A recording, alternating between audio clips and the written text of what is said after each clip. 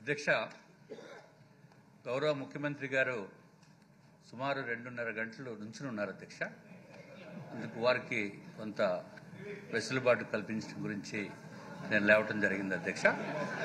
అధ్యక్ష, ఇప్పుడు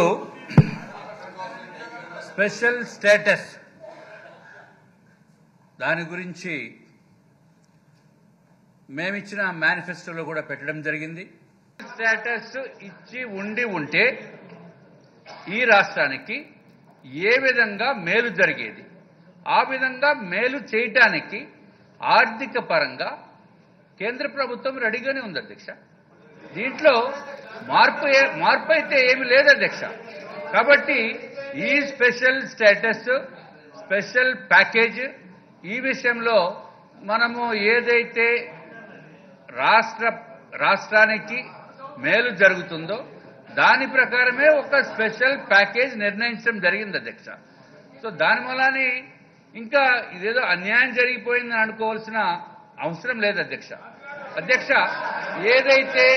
ఏదైతే గౌరవ ముఖ్యమంత్రి గారు చెప్పారో, గౌరవ ముఖ్యమంత్రి గారు చెప్పిన విషయం అధ్యక్ష, మన రైల్వే జోన్ నిజంగా కూడా రైల్వే జోన్ ఎంతో కాలం నుంచి మనకి కోరిక. దానికి పెద్ద ఇబ్బంది ఉంటుందని మాత్రం నేను అనుకోను. అది రైల్వే జోన్ వస్తుంది తొందరగా అని చెప్పి ఇందాక చెప్పడం జరిగింది అధ్యక్ష. అధ్యక్ష, ఇంకొక విషయం అధ్యక్ష, పోలవరం ప్రాజెక్టు అధ్యక్ష ఏదైతే విభజన చట్టంలో చెప్పిందో అవన్నీ కూడా 10 సంవత్సరాల లోపుని కంప్లీట్ చేయమని చెప్పింది అధ్యక్ష.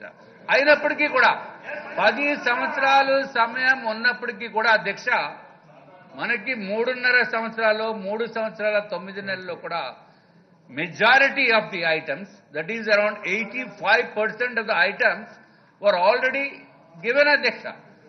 దాన్ని ఇచ్చిన దాన్ని కూడా మనము యాక్సెప్ట్ చేయవలసిన అవసరం ఉంది అధ్యక్ష.